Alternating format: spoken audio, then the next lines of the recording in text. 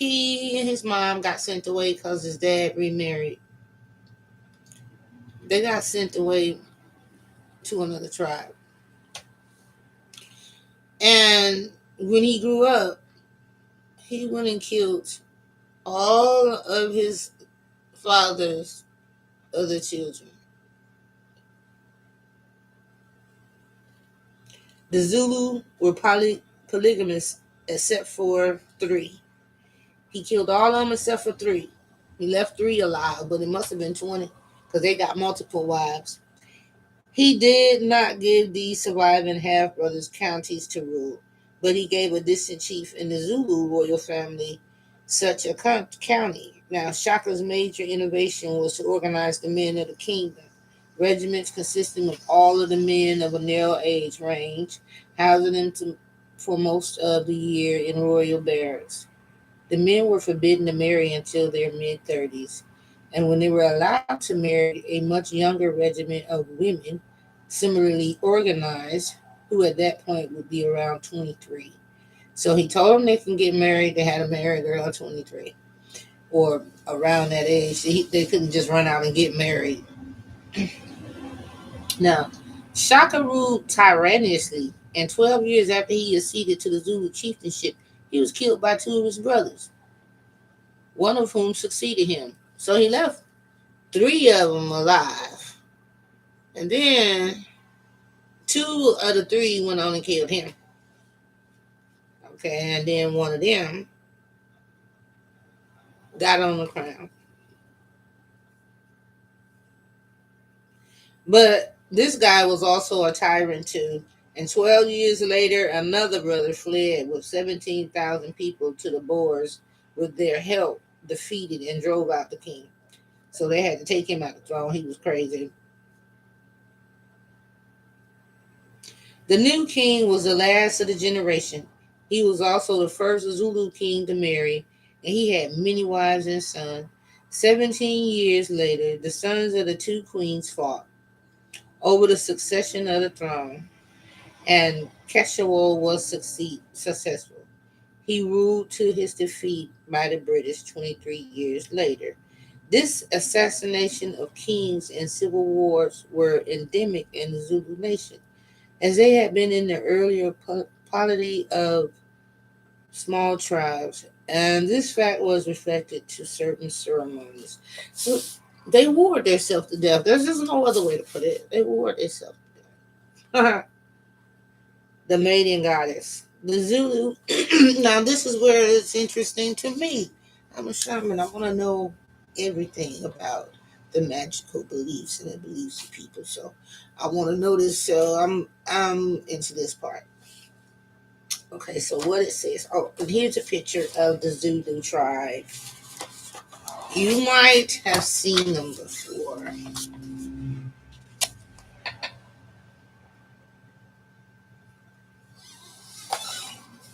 Okay. The maiden goddess. Okay, the Zulu had a conception of a high god who broke off the nations from a reed bed, but he plays a little part in their daily life and is not worshipped. Distant from him is heaven, a concept of a great power in the city. Barely anthropomorphized, present in forms and particularly enlightening and manifested in the thunderbolts, which are numerous because of the violence of the storms. Let me regroup with that one. Let me tell you something. Did you see how they put he broke them off from the reeds? That was a direct attempt at concealment of the Anunnaki in Africa. That was direct concealment. You see, when Inky touched down, he built his house among the reeds. He spoke in many poems. They have many poems about Inky in the reeds. How he parted the reeds and built his home in the middle between two nations, right? So, and this man who wrote this book know that them inky people. But he said this is how he described the inky. So you can just completely not know what's going on. It's a way to say something where you still don't get no information. Y'all gotta learn to look with your third eye on this. Watch this. What he said. The Zulu have a conception of a high God. They monotheistic. They don't want to admit that. Who broke off from the nations from a reed bed. They said the Zulu have a conception of a high God who broke off the nations from a reed bed, but he plays a little part in their daily life and is not worshipped. And that would be Enki, some of the first people ever created, sitting here saying that he came and split the reeds, and then the Sumerians do too. And so what you have to do sometime is get a map. So I'm working on it right now to get a map put up so that I can show you this stuff. Because look, I'm talking about the Zulu nation, and then I flew way over here talking about Inky in the Reed March, right? How about the names of everything changed so much? It's probably the same place that I'm talking about, but they changed the names so much over time. So if you have like a biblical Bible, it'll have some, a biblical map, it'll have some good stuff in it that you can reference, but they got some maps older than that you can reference too. So it really makes it hard. But I'm telling you, these Zulu tribes said directly, we believe in Inky. And that is the straightest answer, one of the straightest answers I ever heard. But he was not gonna tell you no Inky mess. No, no. He said some god of the reach or something like that. But they definitely believe in Inky. Okay, because that is his description of when he touched down. The Sumerian said when he touched down, he parted the reeds. And so the Bible has switched it up to say he made mass and did that. But in the Sumerian text, it said he parted the reeds. And so these people said that their God, the Zulus, worship the God that parted the reeds. They're worshiping the second God. Because the first one that came, he seeded the earth and he was killed. But the second one that came is the one they're worshiping, the one who opened up the marsh. The one, see, he didn't plant the marsh. The one that came first put the marsh down. He just came and made a home in the marsh, but the marsh was already there because that one had came and seeded the place already. Okay, so I have to tell you so we can get it right. So we can get it right, right? You want to know? Okay, so these people actually are one of the few religions that worship, they have a realistic view. And then they even said he don't come around, so we ain't wasting our time. Okay. Um, okay, so this is what they said about the thunder. Okay. Distinct from his own heaven, wait a minute, distinct from him is heaven. Okay, so they want to go to heaven, but it's not with him. And then it said a concept of great power in the sky, barely anthropomorphized, present in storms and particularly in lightning and manifesting in the thunderbolts, which are numerous because of the violence of the storms. These thunderbolts are thought to be the excretion of a thunderbird. Heaven is to believe to influence certain persons who begin to get drowsy, become ill, and wander far from the inhabitants of men. They are then initiated as heaven doctors and can plant magical substances around villages to protect them from lightning. While during storms, they go out of the hilltops and fight the storms with weapons and magic. Several people are killed each year by lightning, and these magicians are much respected. No comment. Yeah, they're trying to harness the fire.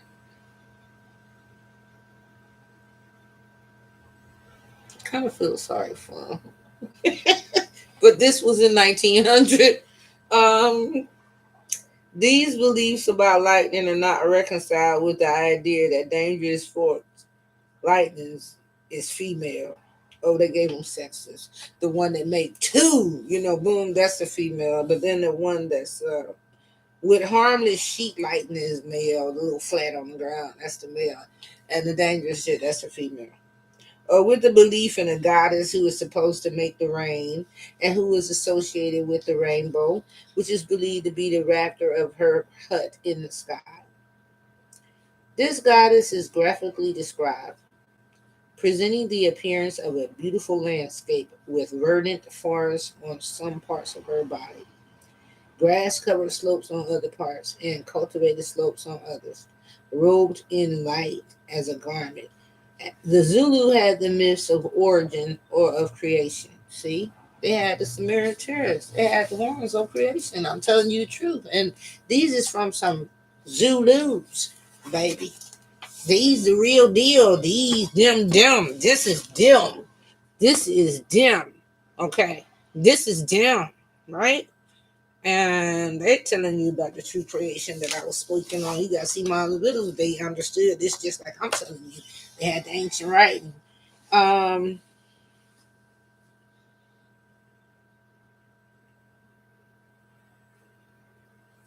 these beliefs about lightning are not reconciled with the idea that dangerous forked lightning is female, while harmless sheet lightning is male, or with the belief in a goddess who is supposed to make the rain and who is associated with this rainbow, who is believed to be rather of her the rafters of her house in the sky. This goddess is described as having a lush body and everything, but it's grass growing in all the right places. And the Zulu had few myths of origin or of creation, but they speak of the goddess who is a maiden as having come from heaven to teach people to make beer, to plant, to harvest, and all the useful arts. The most important spiritual beings of Zulu beliefs are the spirits of their ancestors. These are believed to live below the earth or in the sky, or to appear in the villages in the form of particular kinds of snakes. Sometimes dangerous species, but let me see something. My glasses, please. Sometimes dangerous species of snakes, sometimes harmless species, but they're all believed to behave peaceably and to be recognized as the deceased inhabitants as marks on the body. So they're saying, oh, that one got an X on him. He looked like Uncle Willie. The ancestors are one of the two principal agencies in Zulu belief, influencing good and ill fortune.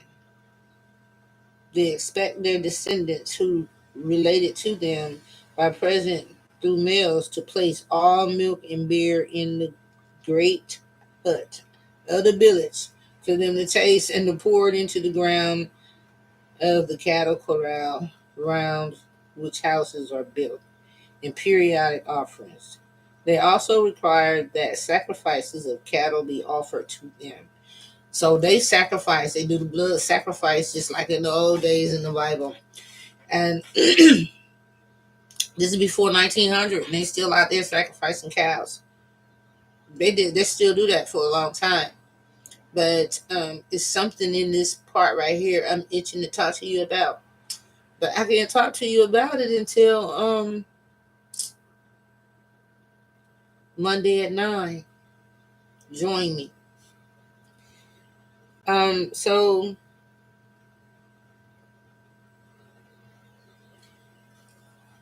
they believed in snakes. They allowed them to hang around, say they was their ancestors. Their ancestors come back as snakes. Those related to them by descent through males. To place all milk and beer in the great hut. They're going to share it with them and everything. They're going to drink milk with them. They're going to drink beer with them. Now, that was a little scamish, right? They probably had that shaman sitting up there like, yeah, bring that milk and that beer so I can give it to your ancestor. I ain't gonna lie, that's how religion started. Hmm. They also required that sacrifices of cattle be offered to them. Should they descendants neglect to make these offerings, the ancestors will send disease. and they will also do so if their descendants default in their obligations to other kinsmen. They are prayed to at ceremonies for birth, initiation, marriage, and at funerals, and often at sowing first fruits and harvest, as well as on other occasions. The ancestors of kings and chiefs look after their political dependents. During illness, diviners of various kinds are consulted to find which ancestor is sending the misfortune so that it can be besought to remove the disease. It is believed that the male ancestors are reasonably and will remove the misfortune if it has been sent for neglect of offerings, or when the breach of obligation which provoked this affliction has been redressed. On the other hand, female ancestor spirits are capricious and may allow the misfortune to continue even after amends have been made. Just like us, ain't it? That's just like us. I thought about it. They were going to get paid and still actually, but that is, whoa, whoa, whoa. Inherently evil females. This belief, like the belief in the femaleness of forked lightning, reflects a deep-seated conception in Zulu belief that femininity is inherently full of threatening evil, occult power. It'd be so good. They'd be like, it's evil. This fear appears in the many taboos that attach to menstruating women and their influxes, which threaten all things male and all viral enterprises. Because they treated her like she was cursed when she had a cycle, but that's 12 times a year. They're going to be treating you like cursed the whole. I mean, that's really bad. She only get to spend half of her time out that cave. Ugh. So they felt threatened when the woman bled.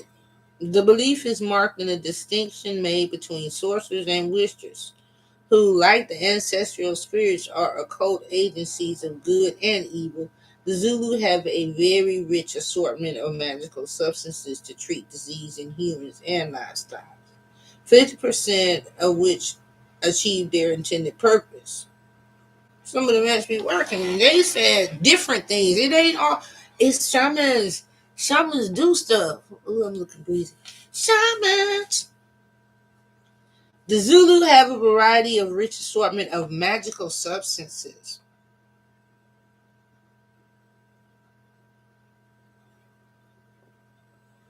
to treat diseases and livestock, cattle and crops, to protect themselves against thieves and lightning, to influence those in power, to reinforce murders, to reintroduce murders into social life, and so forth. So after somebody murdered somebody, they had to reintroduce them into social life. Why is that? Why would you need to be re-entered into social life after you murder somebody?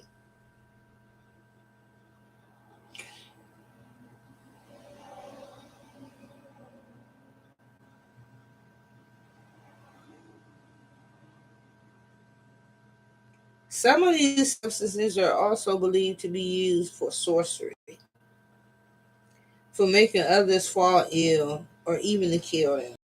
It is believed that men and not women make the conscious moral decision to learn these evil arts. Men are evil deliberately, but women become witches by an inherent evil in their ferocious sexuality, which attracts to them sexual familiars who then demand the lives of the close kinsmen of the husband or of the children by his other wives. There's inherent evil in femininity, since a woman does not deliberately seek a familiar. On the other hand, women also contain much occult power for good. The great majority of those who become possessed by ancestral spirits, which speak through them and divine the cause of illness and dictate cures, are women. Nonetheless, if a woman for a woman to become socially valuable in this way, she has to pass through a very painful illness. In addition, a woman provides rituals of fruitfulness. Pregnant women perform rites to bless the crops, and women and girls enact ceremonies to the maiden goddess at seed time and when blight affects the rain. So they got woman shamans. Didn't you see that? They got woman shamans. Oh, you didn't see it, but I did. But I'm gonna show you this. Mhm. Look at this. That's how the tribe look. Yeah, they look pretty rough. See that? Can you see it? Alright. So that's that's how it was looking when he went over there. And this book was it was kind of old. It was written way back, but if you thinking of 1900, that was 100 years ago. It was 100 years ago. I mean 1,000. I'm sorry, but 1,000 years ago, even recent, I've seen some tribes still wearing the feathers on the booty. That's the native dress, you know. Um,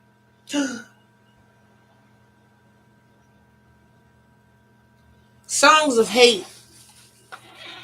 That's what they just said. Songs of hate. Check this out.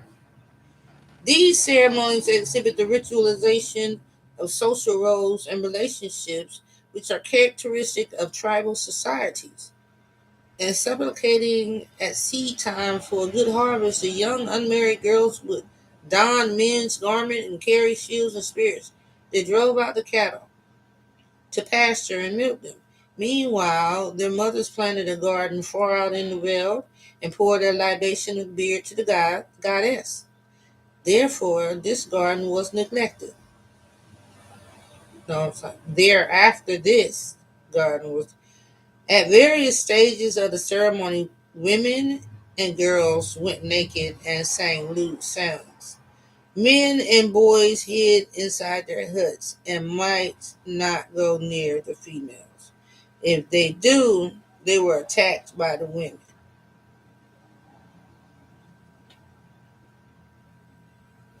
Zulu warriors and the maidens who have been given to them in marriage perform a dance. It's like a gift. They're given away like cattle.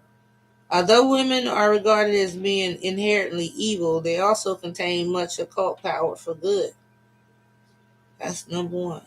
In order to understand how this ceremony so expressive of conflicts in society operated, it is necessary to probe deeply into the position of women.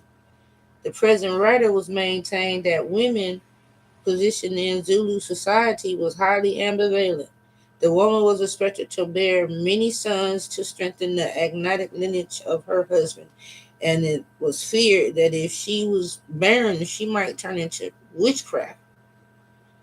And she was generally treated very harshly by others. If she couldn't have no kids, she was gonna get treated bad, really bad, because she didn't have no kids. They still do that to women today. When I went to Africa, if you they feel like if you don't make them, if you can't make a baby, you're useless because they don't feel like feeding you. Because I mean, if you can't make a baby, they're gonna get rid of you and put you out the village. Even when women get old, they just do that to them anyway. They try to make a reason. Now they're saying they put them out because they witches. So, on the other hand, when a woman produces sons, she in fact produces competitors for the limited property and social positions in the line, thus introducing strife into the line that was supposed to be strengthened. It is argued that the occult believes that women concealed this deep contradiction in their social position and that the rights previously mentioned, The ambivalent emotions generated were transposed to social ends.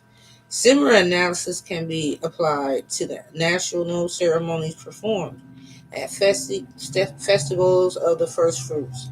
During these ceremonies, warriors sang songs of hate and hurled insults against the king in order to strengthen the nation through the king. Comparative research shows that such ceremonies occur where civil war and royal assassination are endemic, but where king and subjects are not cut off from one another by class barriers. The symbolic representation of deep existing conflicts seems to release emotions which become fixed positivity on socially approved groups and values. Out of many Zulu who have been converted to Christianity since 1880, the majority are women. As in European Christianity, many sects have developed and thought about South Africa. They are markedly influenced by the color bar under apartheid. Some Zulu independent sects are organized as are mission churches. Others are syncretistic of Zulu and Christian belief and combine possession by the Holy Spirit, speaking with tongues, laying on of hands for healing, cults against witchcraft and sorcery, with sometimes the ancestral spirits reappearing as angels. So that was a really diverse religion, okay, because they have a god, but he left. So they worship a woman god and do what they want to do. They must bury their dead. Um,